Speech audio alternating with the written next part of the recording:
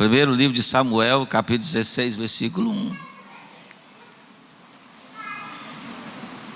Glória a Deus.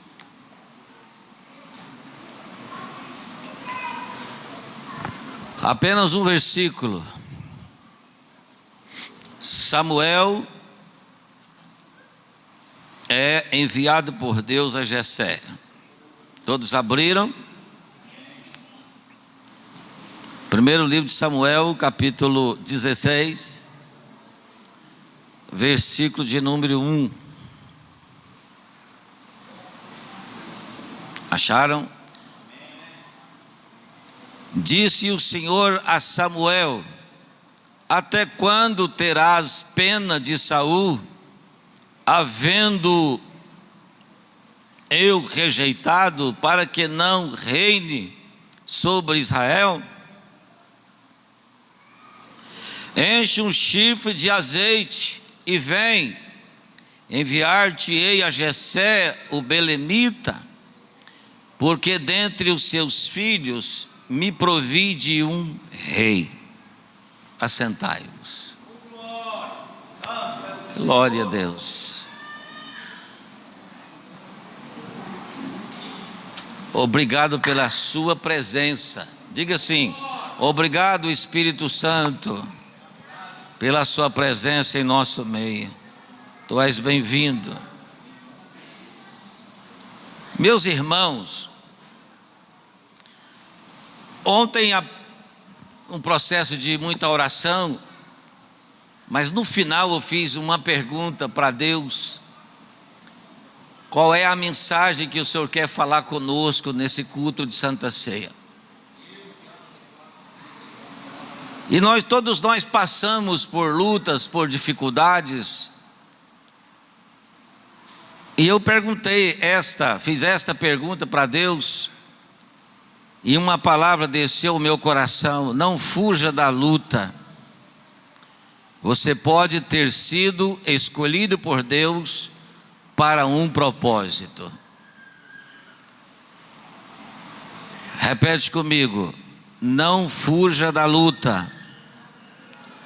Eu posso ter sido escolhido por Deus para um propósito. Deus não nos trouxe a este mundo por acaso. Ele tem um plano e um projeto, um propósito para cada um de nós aqui na terra. Nós precisamos descobrir qual é o propósito de Deus para a nossa vida, para a sua vida. Eu me lembro de um hino de Falcão e Josué. Quem lembra desse hino que fala sobre isso? Eu nasci para ser abençoado, e abençoado eu posso abençoar. Eu não nasci por acaso. Vocês lembram desse hino? Eu não nasci por acaso. Você não nasceu por acaso. Agora nós precisamos descobrir qual é o propósito de Deus para a nossa vida, para a sua vida. Pergunta para a pessoa do seu lado: você sabe qual é o propósito de Deus para a sua vida?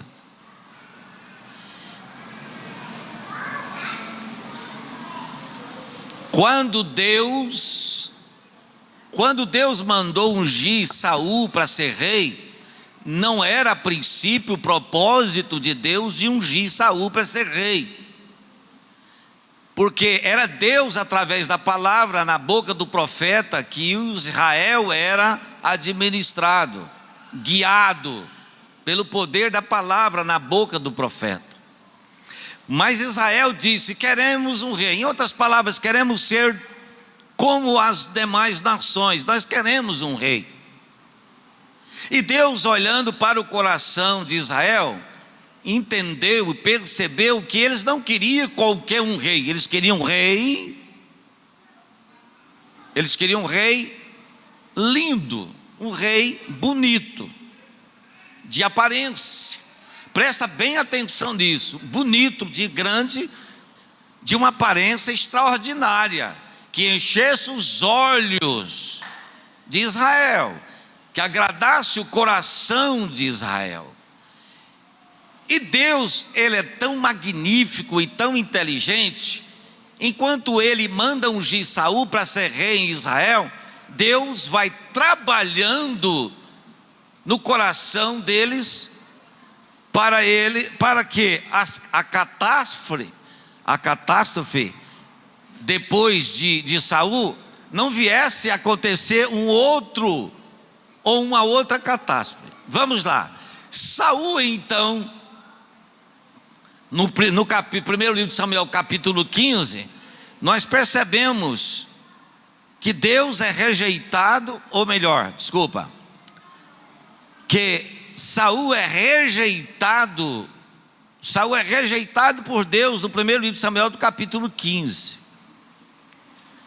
No primeiro livro de Samuel, no capítulo 14, Deus manda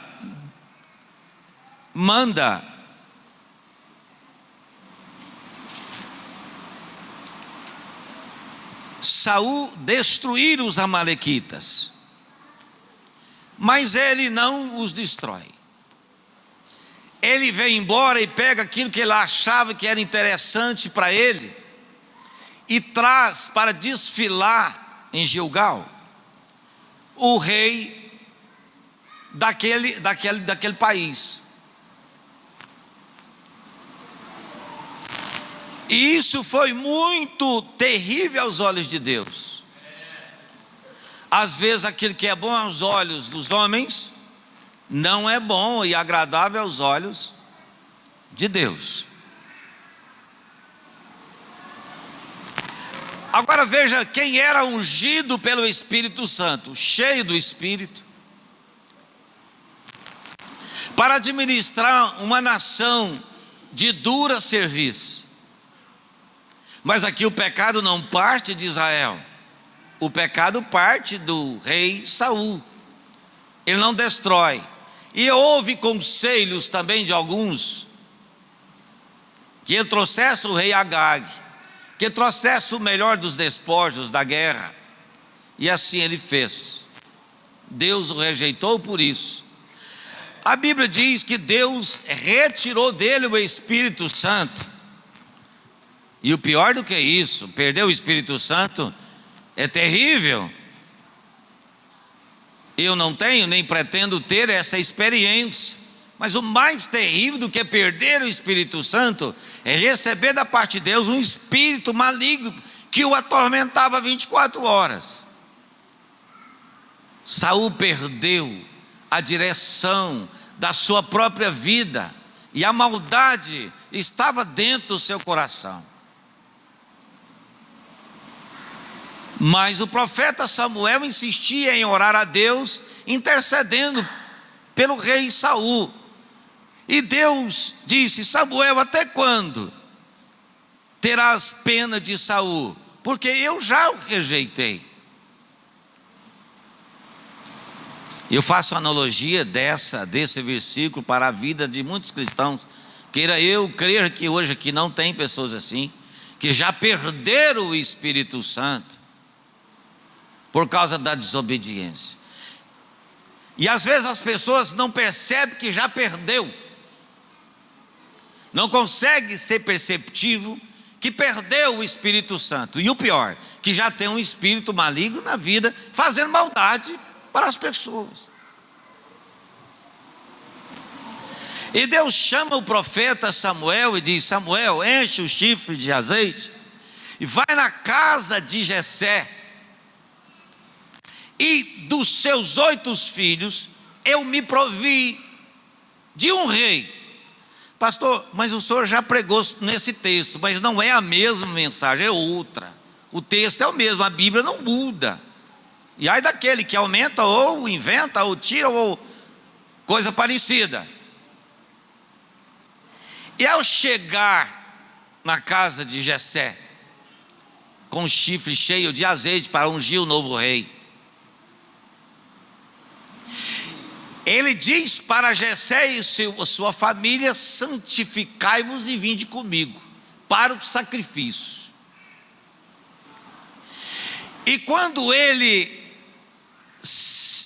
Jessé se apresenta aos seus filhos. O primeiro que chega, que é apresentado ao profeta Samuel, é o Eliabe. E disse contigo mesmo o Samuel: certamente está perante o Senhor o seu ungido, o futuro rei de Israel. Porém o Senhor disse a Samuel: não atente para a sua aparência. Em outras palavras, vocês já erraram a primeira vez, escolhendo um homem bonito, que agradasse aos olhos do povo de Israel. Então não atente para a sua aparência, nem para a sua estatura ou sua altura, porque o rejeitei. Porque o Senhor não vê como vê o homem vê o exterior, porém o Senhor vê o... Quero que a igreja pregue junto comigo: o Senhor vê o coração. Então chamou Jessé o seu outro filho por nome de Abinadab.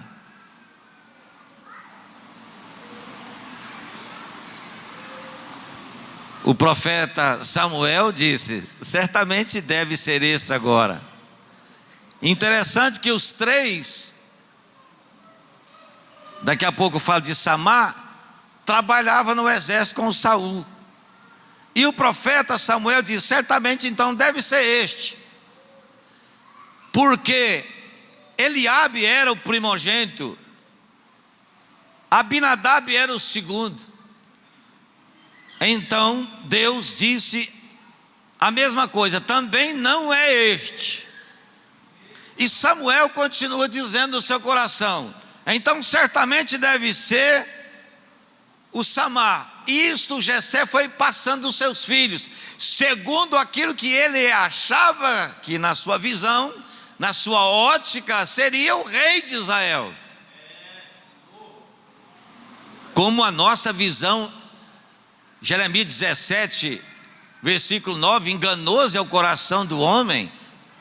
Nós enganamos. Isaías 55 também diz que os pensamentos dos homens não é o pensamento de Deus.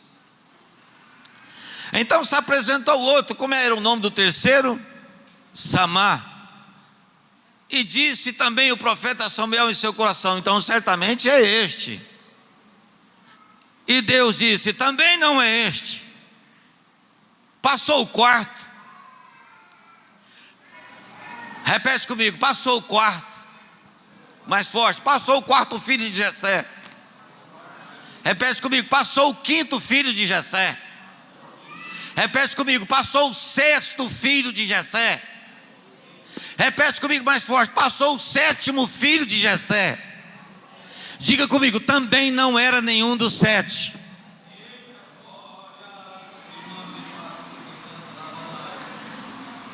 A alma do profeta Samuel pela primeira vez ficou perturbada. Ele era um homem de visão que não errava, mas dessa vez errou várias vezes. Enganou, não que ele pecasse, mas ele enganou. O nosso coração nos engana, o nosso espírito nos engana. O profeta Samuel se levantou e disse: tem mais filhos? Eu vou traduzir para vocês: tem. Ele não disse isso, mas pensou: mas eu não dou nada por ele. Tanto é que ele não está na lista dos meus filhos.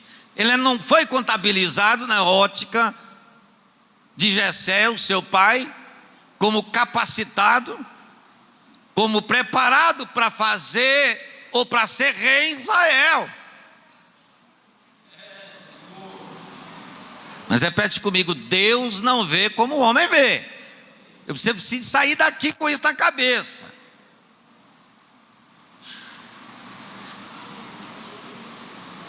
Cadê ele? Está no campo apacentando as ovelhas. Ele disse: ninguém assenta na mesa para comer enquanto ele não chegar. Dão glória.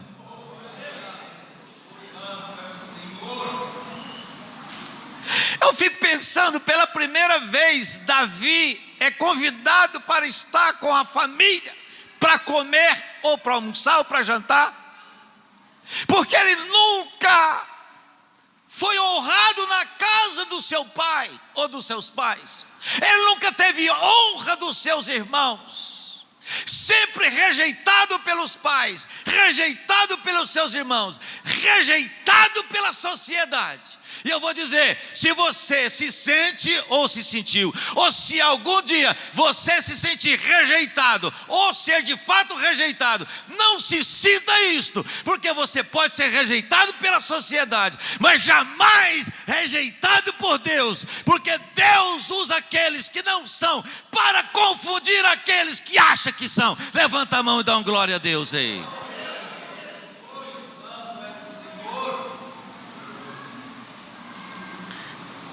Mas Deus estava procurando um homem segundo o seu coração,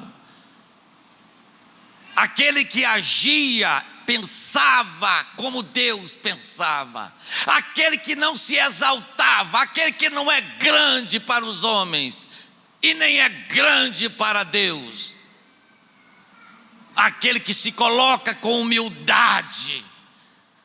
Como diz o João da Bíblia, o precursor de Jesus Cristo: convenha que eu me diminua para que ele cresça. Davi tinha esse espírito de grandeza no sentido espiritual para glorificar a Deus. O Davi, filho de Jessé, ao chegar, eu faço aqui um pensamento meu, o que passou, o que você acha que passou pela cabeça de Davi ao chegar, ver o profeta na casa do seu pai, todos os seus irmãos reunidos, o que passara sobre a sua cabeça? Alguma coisa, porque o homem de Deus, ele tem cheiro, ele consegue sentir o cheiro das coisas boas de Deus. Com certeza Deus tem uma surpresa para mim. Com certeza há uma vitória guardada para mim, porque não é possível que eu vou viver a vida toda sendo rejeitado pela minha família, rejeitado pelos meus pais. Aqui tem um profeta, onde tem um profeta de Deus, Deus está nesse negócio.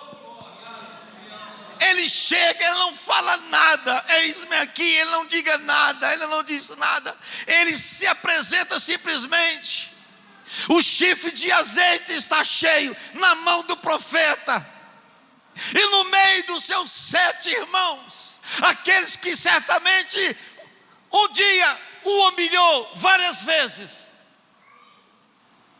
aquele que só comia o que sobrava, quem sabe, porque ele deveria ter sido contado e convidado para estar entre os irmãos, mas ele era tido como filho bastardo. Esse não tem futuro. Ele não é convidado para estar no banquete, porque na visão dos seus pais, ou do seu pai, dos seus irmãos, jamais ele teria a oportunidade de ser o que Deus fez ele ser.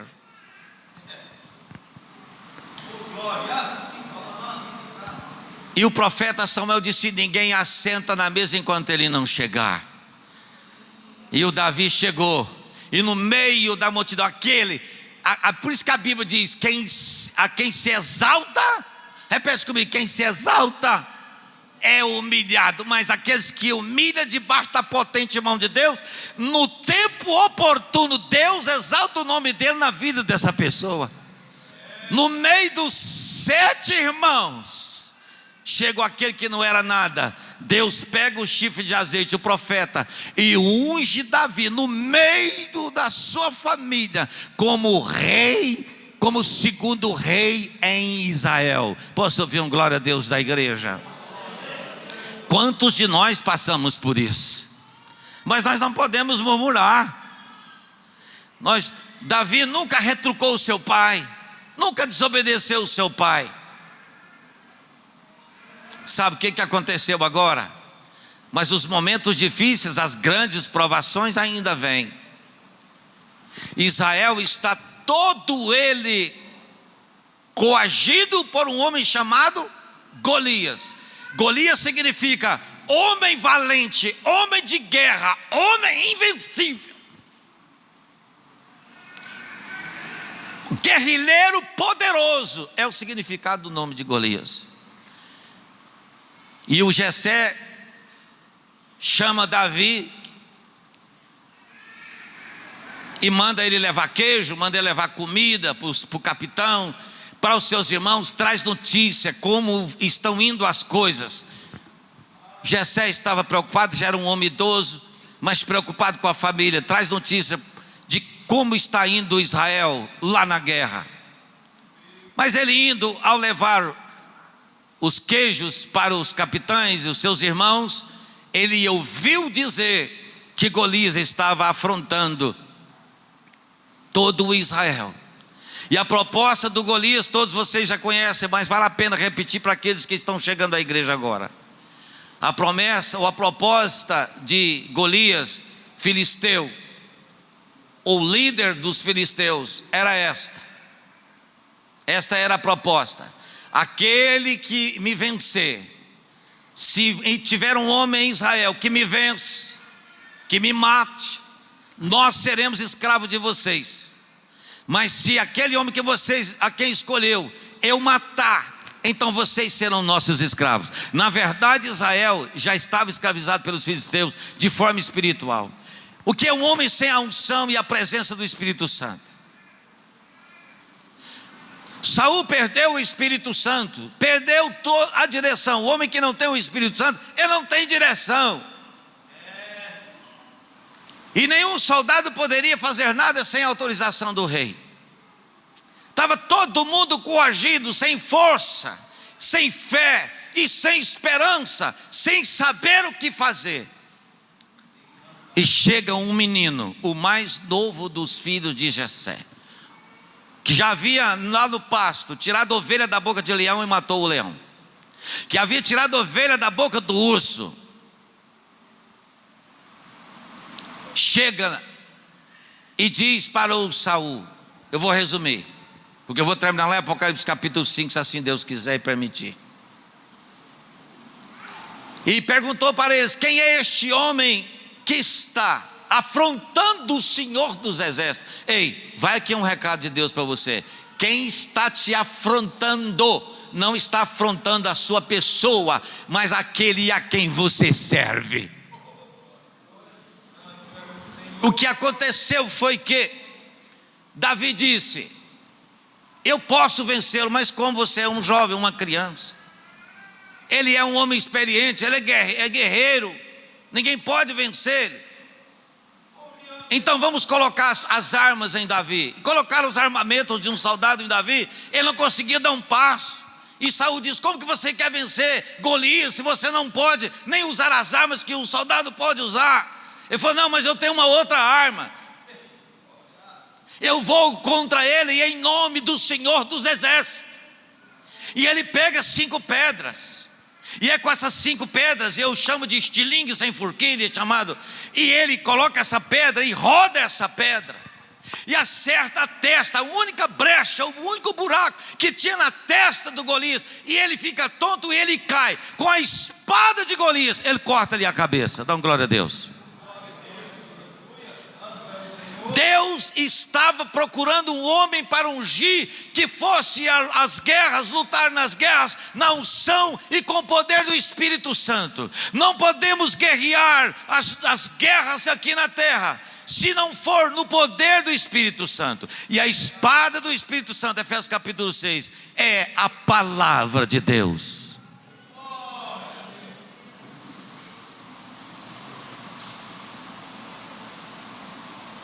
Sabe qual era a promessa de Saul para quem vencesse Golias?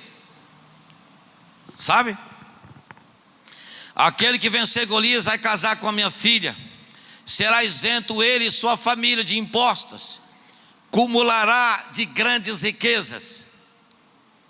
Repete comigo: a luta ou a adversidade é uma oportunidade para você ficar rico.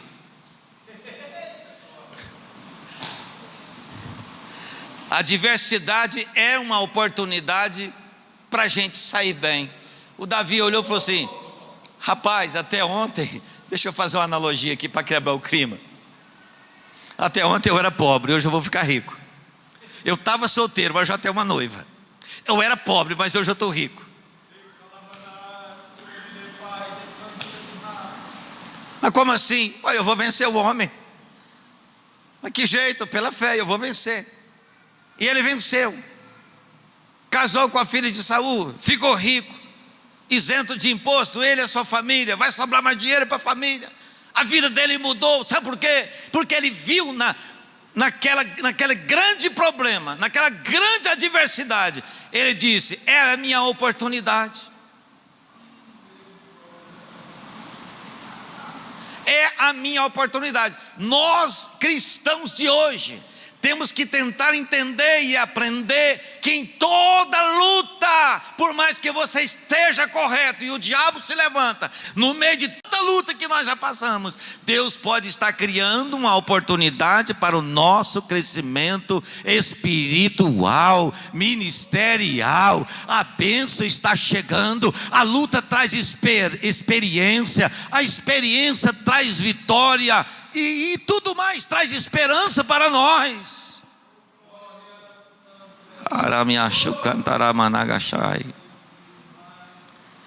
Tá, o problema foi resolvido? Foi. Mas eu estudando, lendo o livro de Apocalipse, do capítulo 1 até o 13, lá eu encontro, lá no livro de Apocalipse, capítulo 5, versículo 13, do versículo 1 até o 13, eu preciso dar um salto para lá. Eu encontro a palavra Davi.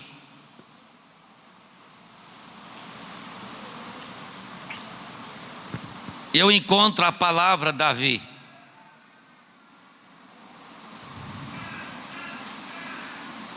Agora eu preciso encontrar essa palavra Davi.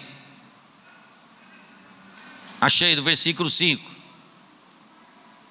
Todavia um dos anciãos me disse: não chores, eis que o leão da tribo de Judá, eu quero esse nome aí, a raiz de Davi.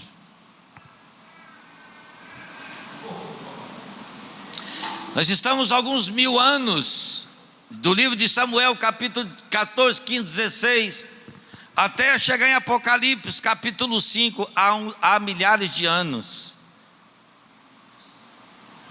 alguns 1000 anos.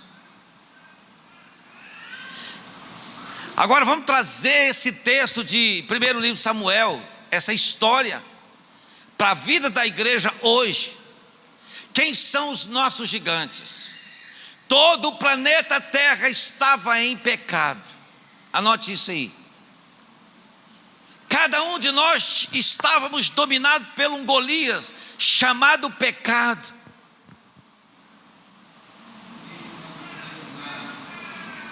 E nós não tínhamos poder para vencer esse Golias, que era o pecado que havia dominado os povos, todas as nações, por 400 anos aproximadamente. E Deus precisava de alguém para vencer esse Golias chamado pecado. Os céus, quando João está na ilha de Pátimo, ele tem uma visão. Ele tem nessa visão o João.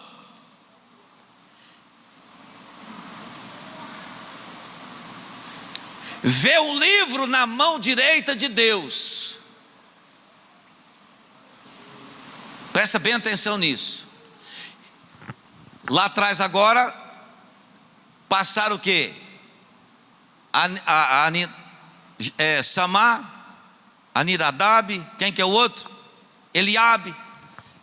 São homens que Deus estava escolhendo para tirar Israel, que as pessoas, ou que Jessé estava escolhendo para tirar Israel daquela situação, para colocá-lo como rei. E Deus encontrou Davi. Essa raiz de Davi, que é uma promessa de Deus, vem aqui no livro de Apocalipse. Agora não é só o Israel que está dominado pelo temor, pelo medo do Golias. Agora o mundo inteiro tem um Golias. O mundo não tem mais profeta, não tem Samuel. Quem está entendendo, diga glória a Deus. 400 anos sem profeta, sem Bíblia. Entre Malaquias e Mateus, 400 anos. Todos nós dominados pelo Golias, pelo pecado que nos dominava. Éramos escravos do pecado. Mas alguém precisava tirar a gente disso. Agora eu vou ler o livro.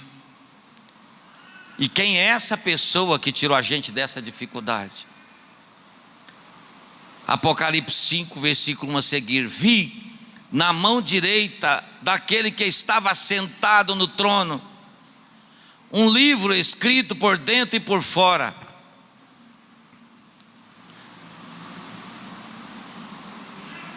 De todo selado com 7 selos.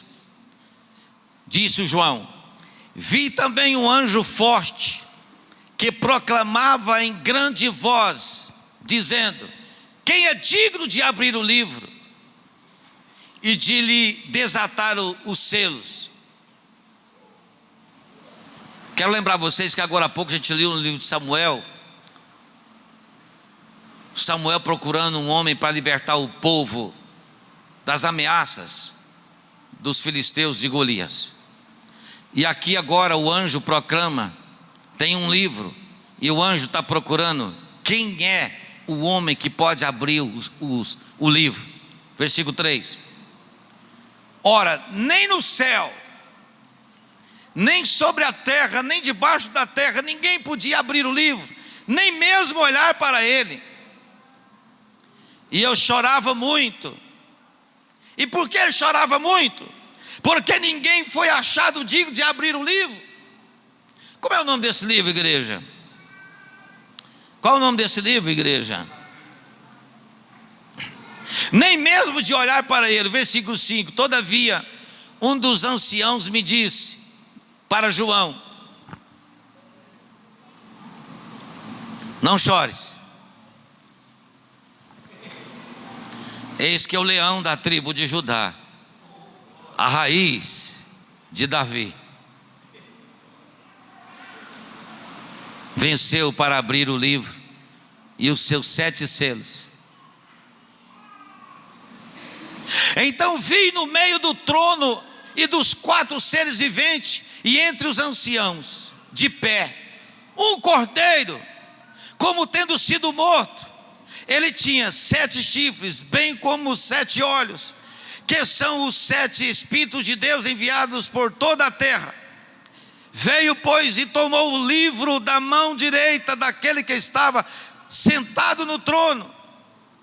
E quando tomou o livro, os 4 seres viventes e os 24 anciãos prostraram-se diante do cordeiro, tendo cada um deles uma harpa e taças de ouro cheias de incenso, que são as orações dos santos, e entoavam um novo cântico, dizendo: digno és de louvor, de tomar o livro e de abrir-lhe os selos, porque foste morto e com seu sangue compraste para Deus os que procedem de toda a tribo, língua, povo e nação. E para o nosso Deus os constituíste reino e sacerdotes, e reinarão sobre a terra. Vi e ouvi uma voz de muitos anjos ao redor do trono, dos seres viventes e dos anciãos, cujo número era milhares de milhares e milhares de milhares, proclamando em grande voz, dizendo: digno é o cordeiro que foi morto de receber o poder e riqueza e sabedoria e força e honra e glória e louvor. Então ouvi que toda criatura que há no céu e sobre a terra, debaixo da terra e sobre o mar, e tudo o que neles há, estava dizendo: aquele que está sentado no trono e ao Cordeiro de Deus seja o louvor, a honra e a glória e o domínio pelo século do século. E todos diz: glória a Deus. todos nós estávamos debaixo do pecado. O livro tinha que ser aberto. Eu vou perguntar de novo para a igreja como é que era o nome do livro. Mais alto, pastor Marlim. E agora, igreja, como é que era o nome do livro? O seu nome, o meu nome, o nosso nome está escrito nesse livro. Mas não tinha Abinadab, não tinha Samar. Nenhum dos filhos de Jessé tinha poder para abrir esse livro. Por isso que Deus fez uma promessa de levantar um outro rei, que não seria o rei Davi, mas que seria um rei eterno, da raiz dele. Lá que Ambarachuri Catalamatai, da raiz de Davi. Deus levantaria um outro rei, que não usaria uma espada para tirar a vida de pessoas, porque agora a lei era diferente. Antigamente era olho por olho, dente por dente. Era na espada, era na faca que resolvia as coisas. Agora o Senhor Jesus Cristo mudou a nossa história, porque a sua vida, nós estávamos no cativeiro, no pecado, e um rei chamado Cordeiro de Deus, fica de pé, igreja, fica de pé, chamado Cordeiro de Deus, que tira o pecado do mundo.